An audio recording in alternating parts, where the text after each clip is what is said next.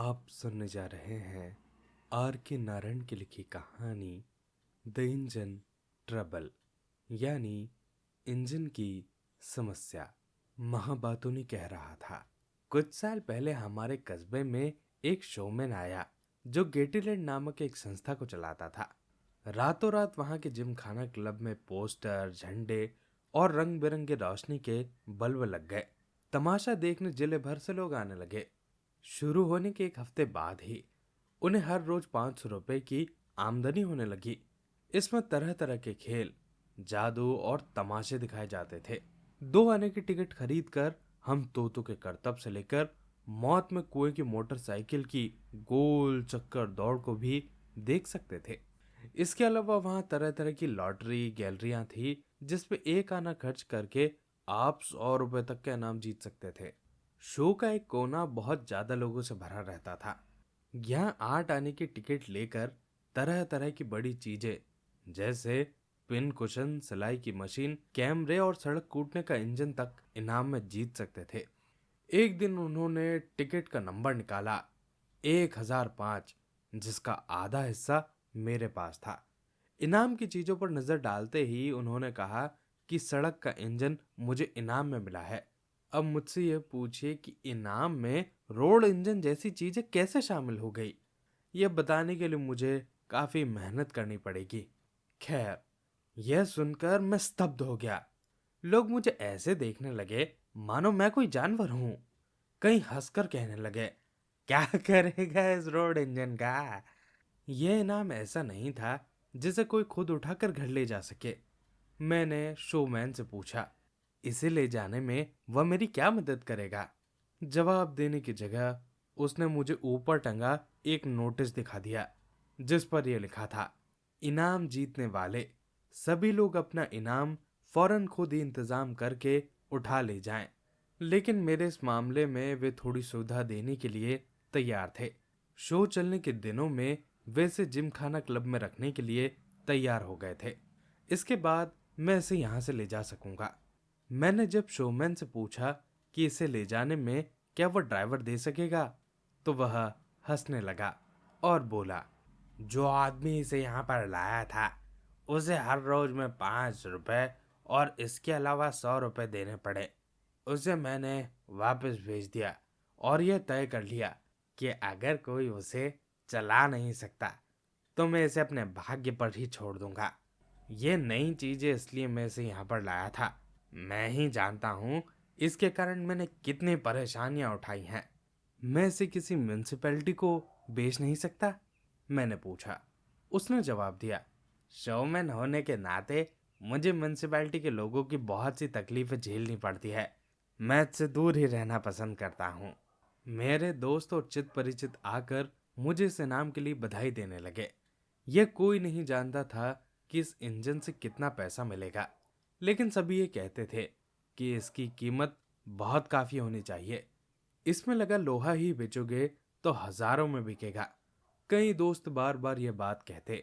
रोज मैं जिमखाना क्लब का चक्कर लगाता और इंजन को देख लेता था। मुझे ये बहुत ही अच्छा लगने लगा था। तांबे से बने इसके हिस्से चमकते हुए बहुत ही सुंदर लगते थे। मैं पास जाकर इसे प्यार से थपथपाता और इसके इर्द गिर्द घूमता और शाम को शो खत्म होने के बाद घर लौट आता। मैं गरीब था, इसलिए सोचता था कि इससे मेरी सभी समस्याएं हल हो जाएंगी।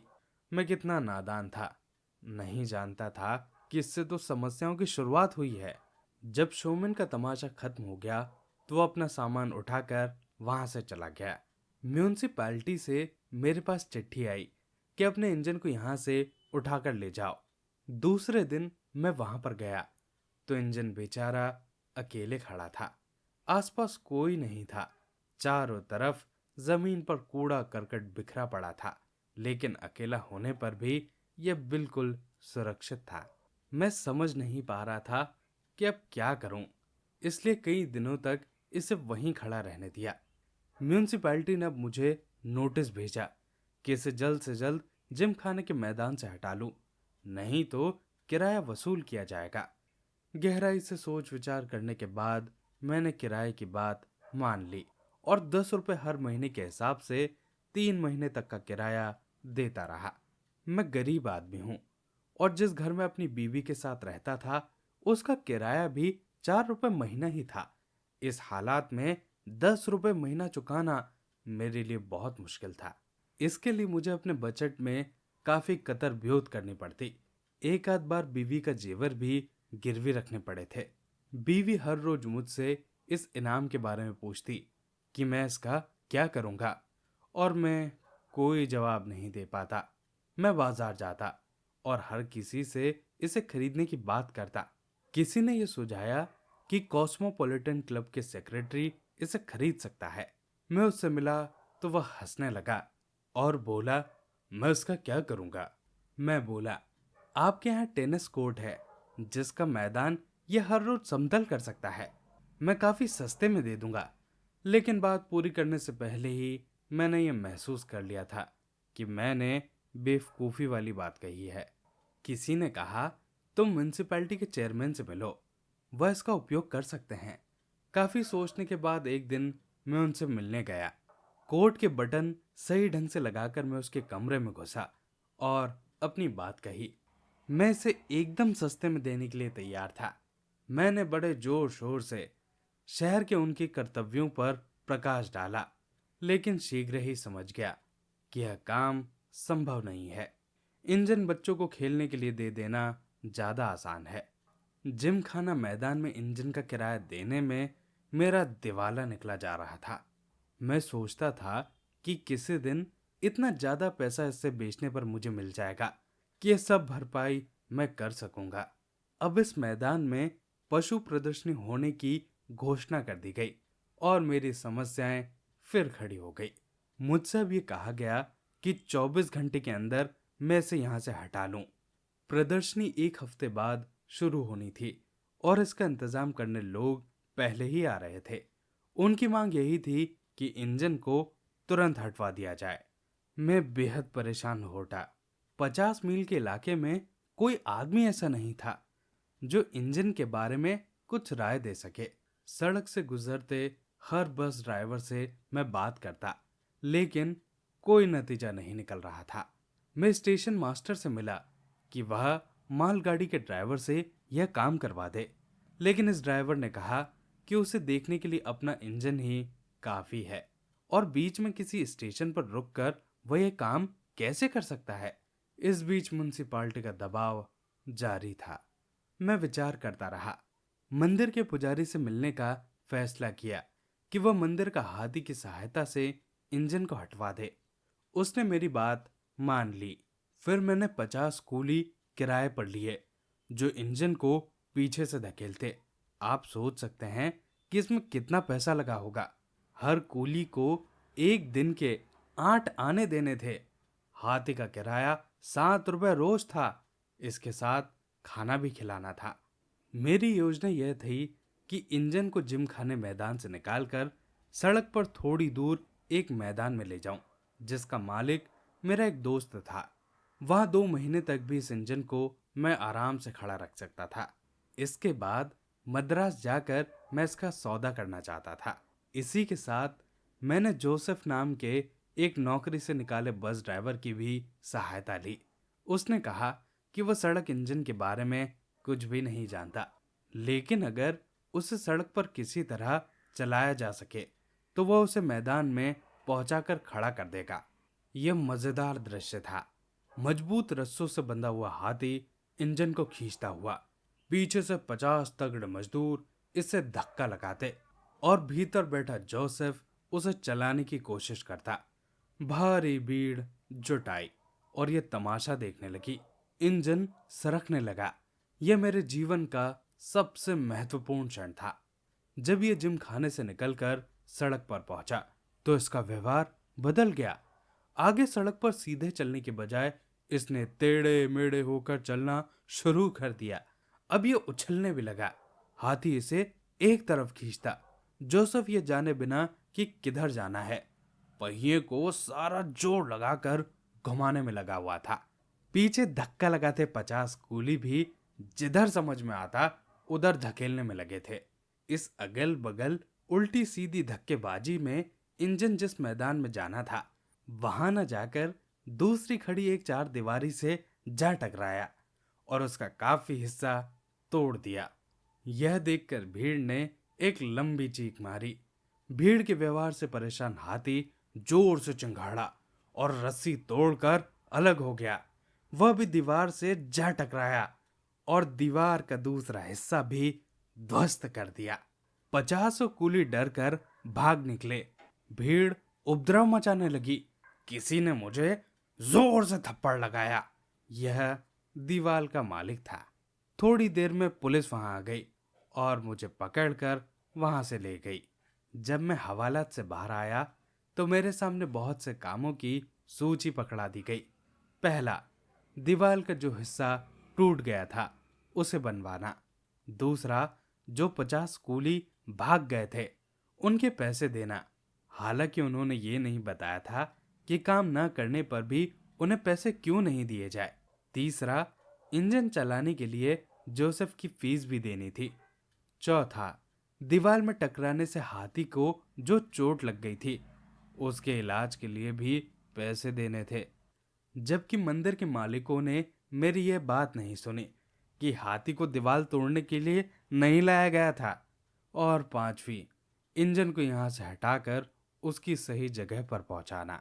भाइयों, मैं सचमुच गरीब आदमी था। अब मैं समझ नहीं पा रहा था कि इन कामों के लिए पैसा कहां से लाऊंगा। बीवी के पास गया तो वह पूछने लगी, तुम्हारे बारे में मैं ये क्या सुन रही हूं? मैंने विस्तार से उसे अपनी समस्याएं बताई। वह सोचने लगी कि कहीं मैं उससे दूसरे जेवरों की मांग तो नहीं कर दूंगा।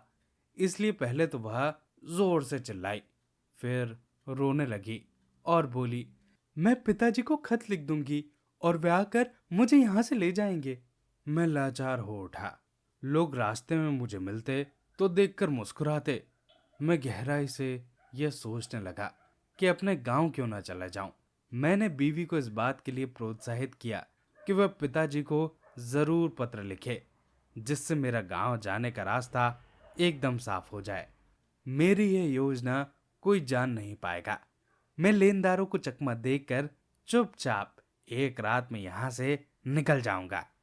तभी एक स्वामी जी के रूप में मुझे अचानक कहीं से सहायता प्राप्त हो गई। एक शाम म्युनिसिपैलिटी के चेयरमैन की अध्यक्षता में शहर के छोटे टाउन हॉल में स्वामी जी का कार्यक्रम हुआ। इसमें स्वामी जी ने योग की शक्ति का तरह तरह से प्रदर्शन किया। हॉल खचाखच भरा था और लोग चकित होकर यह सब प्रदर्शन देख रहे थे। मैं गैलरी में बैठा था। स्वामी जी ने शीशे के बर्तन तोड़ा और टुकड़े चबाकर दिखाए। फिर कीले लगे तख्त पर लेट गए। इसके बाद तरह तरह के जहर खा लिए। फिर गर्म लोहे की सलाखों को जीभ से चाटा। लोहे की कीले दांत से चबाकर निगल ली। दिल की धड़कन रोक ली और जमीन में गड्ढा खुदवाकर उसमें जा बैठे। ऊपर से मिट्टी डलवा ली। हम सब आंखें फाड़कर यह सब करतब देखते रहे। इसके बाद उसने एक भाषण दिया और यह बताया कि वह अपने गुरु का संदेश जनता तक पहुंचाने के लिए यह करतब दिखाते हैं। उन्होंने कहा कि इससे उन्हें संतोष के अलावा और कुछ हासिल नहीं होता। इसके बाद उन्होंने यह घोषणा करवाई कि वह अपने कार्यक्रम का सबसे महत्वपूर्ण प्रदर्शन कल करेंगे। इसके बाद उसने चेयरमैन की तरफ देखकर उनसे कहा, आपके पास कोई सड़क इंजन है? मैं इसे अपनी छाती पर चलाकर दिखाऊंगा। चेयरमैन यह सुनकर जरा शर्माए और कहने लगे, नहीं, हमारे पास रोड इंजन नहीं है। स्वामी जी जोर देकर कहने लगे, मुझे रोड इंजन जरूर चाहिए। चेयरमैन ने उसे यह कहकर फुसलाना चाहा कि उसके लिए ड्राइवर नहीं है। स्वामी ने उत्तर दिया, कोई बात नहीं, मेरा असिस्टेंट सब तरह की गाड़ियां चला सकता है। यह सुनते ही मैं गैलरी से खड़ा हो गया और जोर से चिल्लाकर बोला, रोड इंजन आप इनसे मत मांगिए, मुझसे मांगिए। मिनट भर में मैं मंच पर जा पहुंचा और किसी आग खाने वाले आदमी की तरह महत्वपूर्ण आदमी बन गया। भीड़ तालियां बजाने लगी, जिससे मुझे बड़ी प्रसन्नता हुई। चेयरमैन मुझसे पीछे पड़ गए। तय हुआ कि रोड इंजन देने के बदले उनका आदमी उसे वहां पहुंचा देगा जहां मैं चाहता हूं। मैंने यह सोचा कि इसका कुछ पैसा वसूल कर लूं, लेकिन जो आदमी यह सब काम बिना पैसों के लिए कर रहा था, उससे पैसा मांगना मुझे अच्छा नहीं लगा। शीघ्र ही सारी भीड़ हॉल से बाहर निकलकर जिम खाने के मैदान में जा खड़ी हुई, जहां यह कर्तव्य दिखाया जाना था। स्वामी का असिस्टेंट सब तरह की गाड़ियों के इंजन चलाने में माहिर था। जरा सी देर में मेरा रोड इंजन खड़खड़ खड़खड़ करता हुआ वहां पहुंच गया। यह दृश्य देखने लायक था। स्वामी जी ने 2 तकिए मंगवाए। एक अपने सर के नीचे रखा, दूसरा पैरों के नीचे। फिर उन्होंने किस प्रकार इंजन उनके शरीर के ऊपर से चलाया जाएगा, यह आदेश विस्तार से दिए। उन्होंने अपनी छाती पर खड़ी मिट्टी से एक निशान बनाया और कहा कि इंजन ठीक इसी जगह से गुजरना चाहिए, इसके 1 इंच भी इधर या उधर से नहीं। इंजन से फिस फिस की आवाज निकली और वह इंतजार करने लगे। लोग यह देखकर दुखी होने लगे। वे सोचने लगे कि यह करना ठीक नहीं है। अब स्वामी जी तकिए पर लेट गए और बोले, जब मैं ओम कहूं, इंजन चला देना। फिर उन्होंने अपनी आंखें बंद कर ली। लोग तनाव से देखते रहे। मैं बड़े ध्यान से देख रहा था। आखिरकार अब मेरा रोड इंजन चलने वाला है। तभी एक पुलिस इंस्पेक्टर हाथ में पूरा लिफाफा लिए भीड़ में दाखिल हुआ। उसने हाथ उठाकर स्वामी जी के असिस्टेंट की ओर इशारा किया और बोला, मुझे अफसोस है, लेकिन आपको यह करने की इजाजत नहीं है। मजिस्ट्रेट साहब ने हुक्म जारी किया है कि यह कर्तव्य नहीं दिखाया जा सकता। स्वामी जी उठे। लोगों में सनसनी फैल गई। उन्होंने गुस्से भरे स्वर में कहा, मैं यह क्रिया सैकड़ों जगह दिखा चुका हूं और कहीं मुझे रोका नहीं गया। मैं जो भी करना चाहता हूं वह सब मैं करने के लिए स्वतंत्र हूं। मेरे गुरु की यह आज्ञा है कि योग की यह क्रियाएं मैं देश भर के लोगों को दिखाऊं। आप मुझे रोकने वाले कौन होते हैं? मजिस्ट्रेट साहब यह आज्ञा दे सकते हैं। यह कहते हुए इंस्पेक्टर ने ऑर्डर का कागज सामने कर दिया। उसको या आपको इस तरह से दूसरे के कामों में दखल देने का क्या अधिकार है? यह सब मैं नहीं जानता। मैं मजिस्ट्रेट के हुक्म का पालन कर रहा हूं। वह आपको पोटेशियम साइनाइड खाने की और सीने पर इंजन चलाने के अलावा और सब क्रियाएं करने की आज्ञा देते हैं।